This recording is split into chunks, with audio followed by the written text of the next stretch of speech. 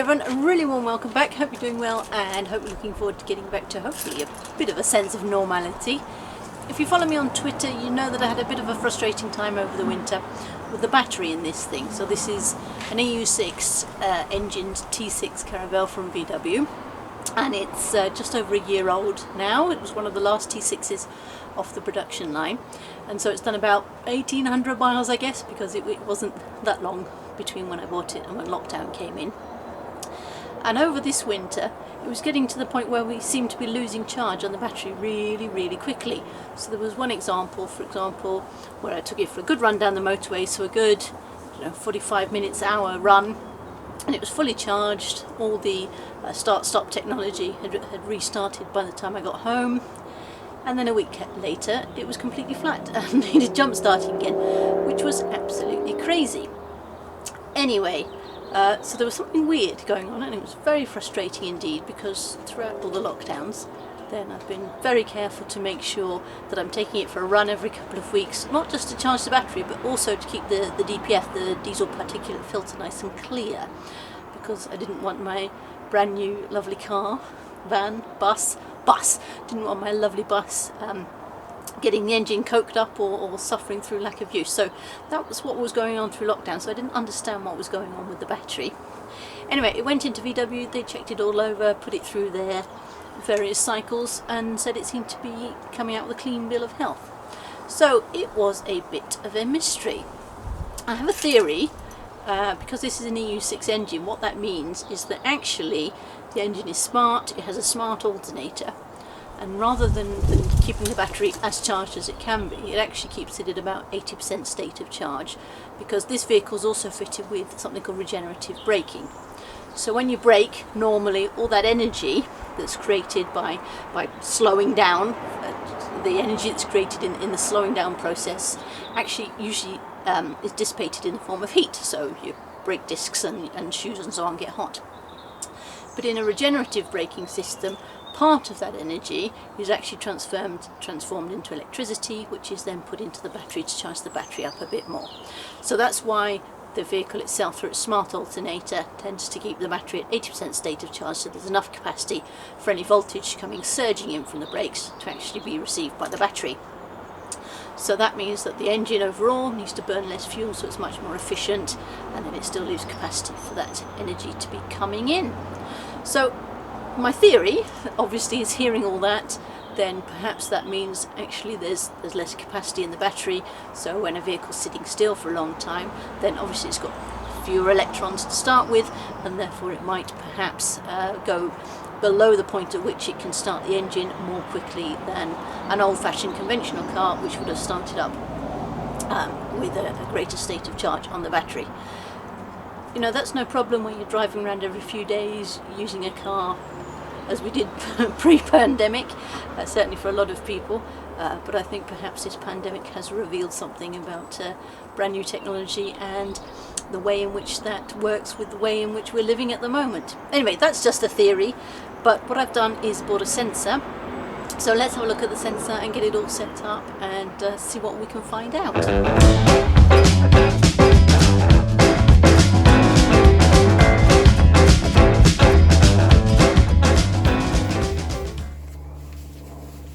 Alright, so here is the sensor itself, this battery monitor.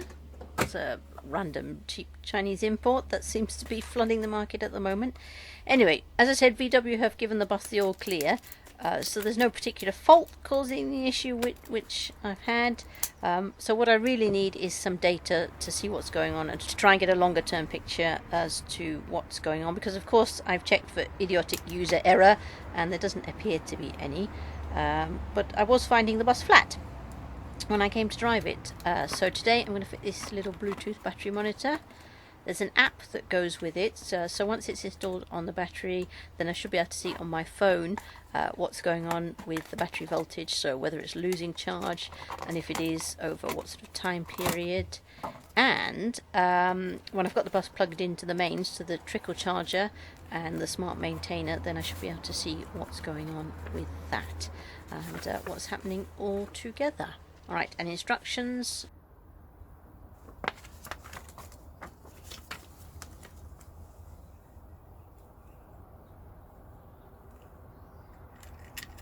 and very simple connections indeed. So just a couple of these little fork shaped blade things to slot over one of the nuts on the terminals of the battery itself.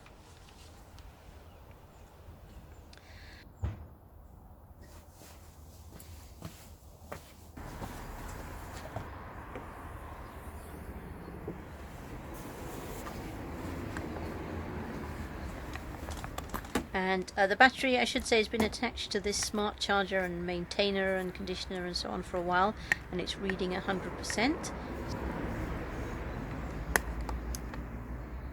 Back in a minute. I just need to go and grab a socket set.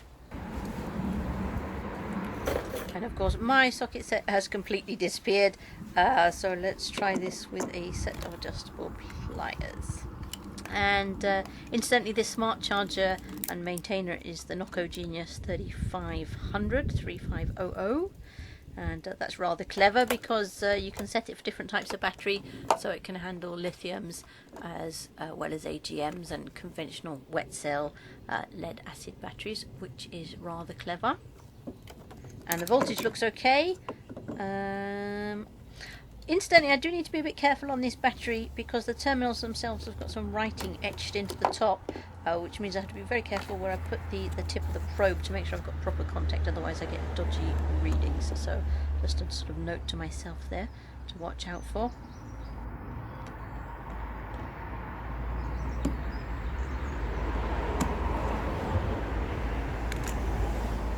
Right, this is impossible without a socket set, so back in a moment. Alright, socket set located, and it's not mine, it's Mike's. Mine is lost in the caravan somewhere, so Mike has come to lend a hand. And don't fret, feminists or non-feminists, you know, he's not taking over because he thinks I'm incapable. We all know perfectly well that I'm capable of loosening a few nuts. He's just being kind and thoughtful and considerate, so that I can be in charge of the camera, which is lovely. So, as I said, loosen each terminal nut on each side and then just slot the sides of the forks in underneath and hold it in place and gently retighten. Doesn't have to be madly gorilla tight, just needs to be nice and secure.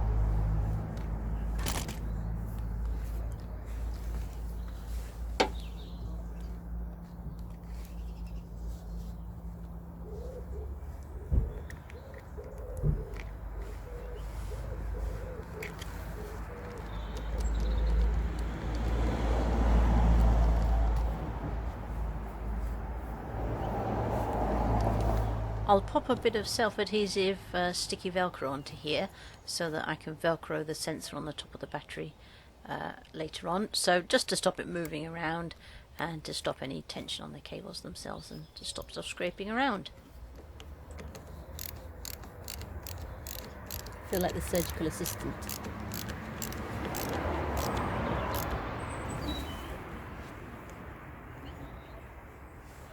There's no lights or anything.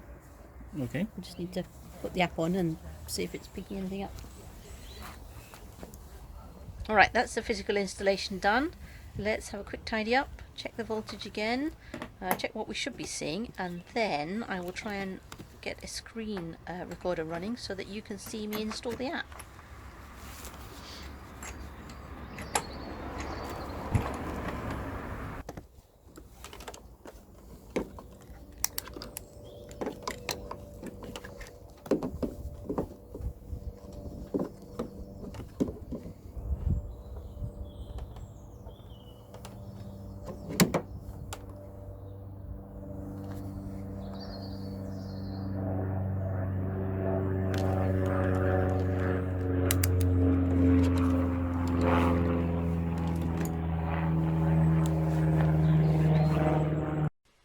Right, now hopefully you are all seeing what I'm seeing at the screen end of things. This is on an Android phone, obviously. There's also an iPhone version, but I'm off to the Android one because I've got a Samsung. And apologies if the orientation of this video goes a bit screwy in the middle. I'll try and correct it when I'm doing the actual editing.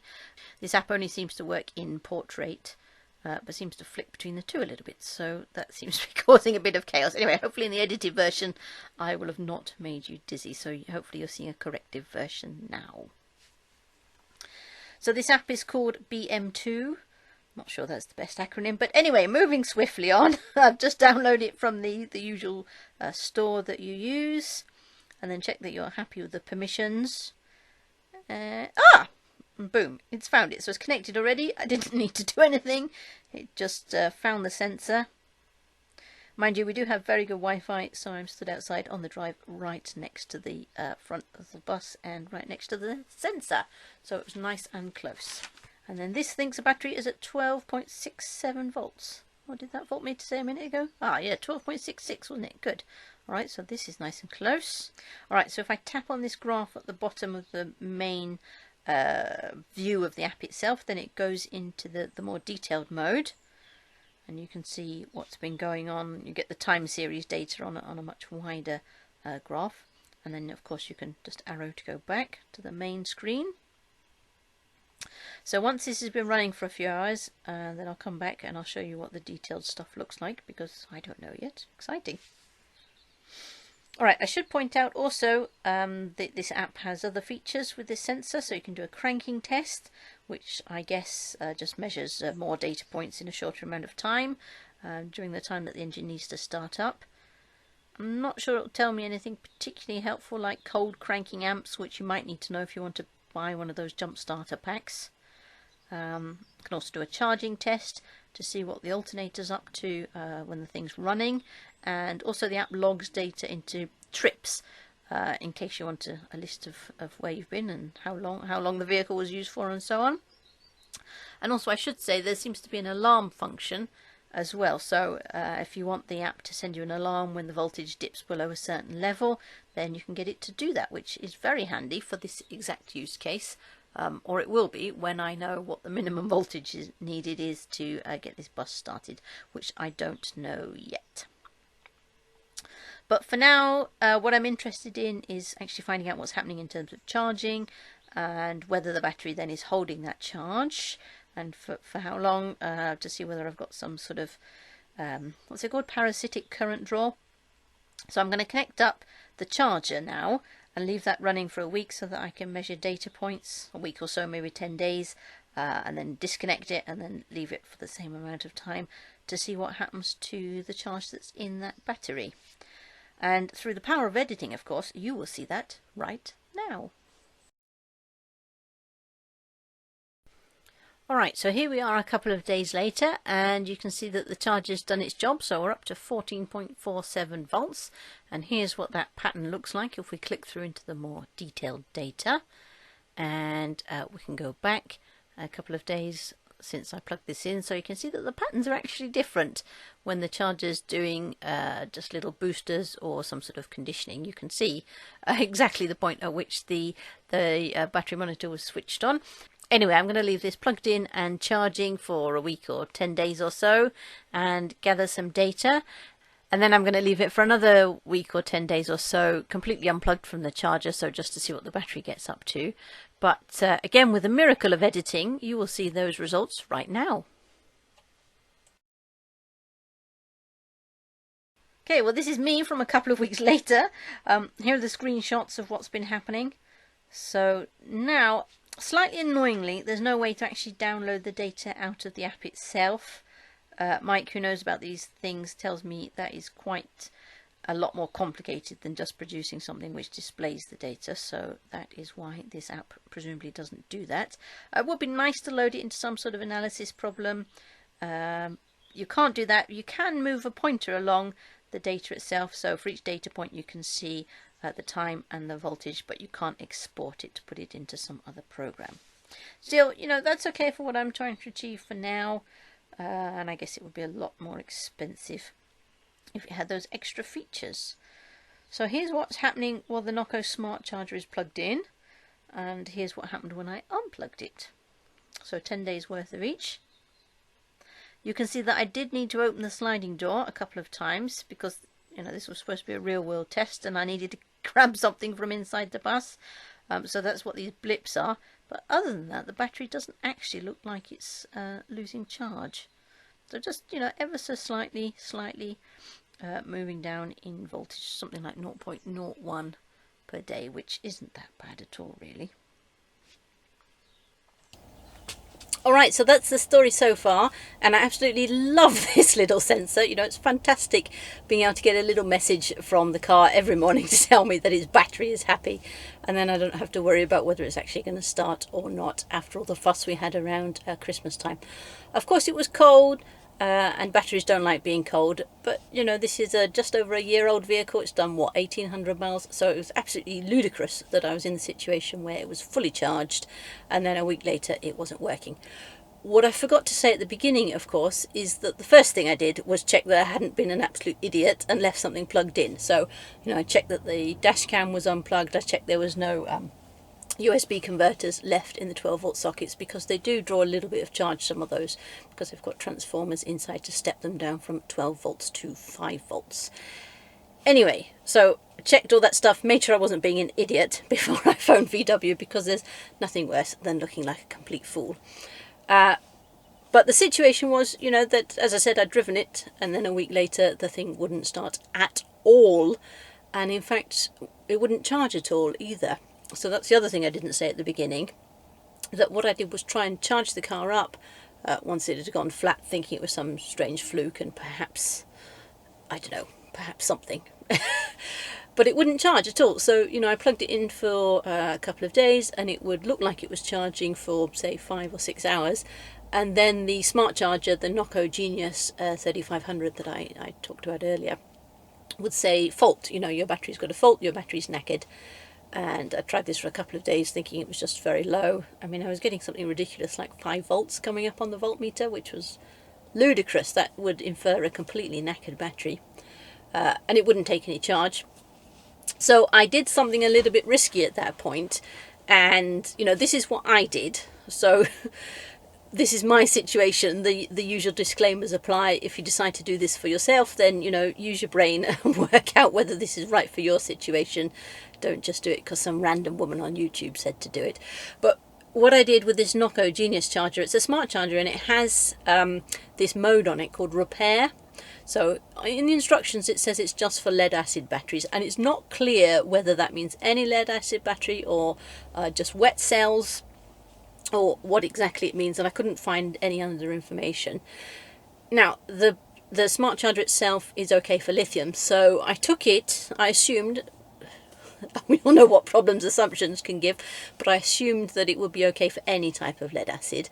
So what this repair mode does is that instead of charging normally at the normal voltage, and I think normal charging is 3.5 amps, what it does is it uses a higher voltage, so it uses 14.4 volts but a lower current, so 1.5 amps, and it charges it very slowly but at a high voltage to try and recover the battery. And what that does is, from a lead acid battery, if you know about these things, you probably know that over time they sulfonate, so you get sulfur building up on the lead plates, and that sulfur blocks the normal processes, which leads to battery degradation. So what it does is applies this high voltage, which blasts the sulfur off of the lead plates themselves, and that helps to recover the battery.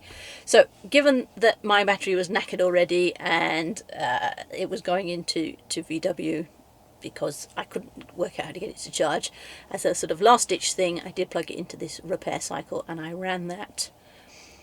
It take 24 hours or more, so you know, at least for a day I was running on this repair cycle. And then when I went back to see it, it said it was fine and it was fully charged, and I switched it back over to the maintain mode, and indeed it did hold that, and I kept the thing plugged in all the time until the car was due to go off to VW, because I didn't want to miss my slot, and we were in lockdown, of course, so I didn't want to be getting towed by the recovery vehicle anywhere, so I wanted to make sure the bus would start before it went off for its checkup. Anyway, It may be that whatever led up to the situation at Christmas where the bus wasn't starting, once it had been sat for a mere week on its own, was fixed by that repair cycle, because the bus certainly came through its VW checks with a clean bill of health. Or it may be that I've got some sort of parasitic discharge going on somewhere. Perhaps there's a short somewhere or something else connected up that wasn't able to be detected through the tests that VW put it through. Anyway, so that's the results you've seen for the first week or so charging, and then the first week or so being unplugged from the mains, and everything looks fine so far. What I'll do is keep it running, keep it on the bus as I'm driving around normally once we get out of lockdown and the restrictions are lifted, and then hopefully I'll be able to come back to you in a few months' time and say, look, this is what's happened, and perhaps I'll work out what happened, or perhaps it will forever remain a mystery. But as I said, what I absolutely love is having that data, so I actually know what's going on, because it just takes away the worry that had built up over Christmas, that if we do need to go somewhere suddenly, I've got to jump start a 3-ton bus. Anyway, luckily I've got a jump start pack. So if you did want to do the same thing, we've actually bought a second sensor for the other vehicle, so that's set up there now, so we know what's going on with both of them, which is wonderful, because it means I don't have to come out in the rain with the voltmeter. I can just stand in our hallway, actually, just by the front door, and the bus can talk to my phone, and so I know exactly what's going on from the warmth and comfort of my own home. If you wanted to do the same, there is a link in the description below. It's an affiliate link, which means you pay exactly the same. A tiny little percentage of the sale comes back to the channel itself and then gets reinvested into memory cards and all that sort of stuff that helps me make the videos themselves. The one thing to say about those affiliate links is if you click it and then leave the thing sat in your basket thinking, well, you know, I'll buy it at some point, and it's a day or 2 days or a week or something later, then unfortunately no support comes to the channel because Amazon. So if you did want to buy it, and you do want to support the channel at the same time, you know, it's hugely appreciated. Please do come back to the video though and click the link again when you're ready to buy, and then that makes sure that the support you think you're giving is actually given, which is very much appreciated. Anyway, as I said, I love having this little gizmo set up on the car, on the car. It's a bit big for a car, isn't it? It's a bus. So as I said, really love having this little gizmo set up on the bus. You know, it gives me great confidence that I know we have the reliable vehicle that I thought we had, and so I really love sharing it with you. Thanks so much for your company. Great to have you here. I hope you enjoyed watching along with the video, and I guess we'll see you next time. So bye for now. See ya.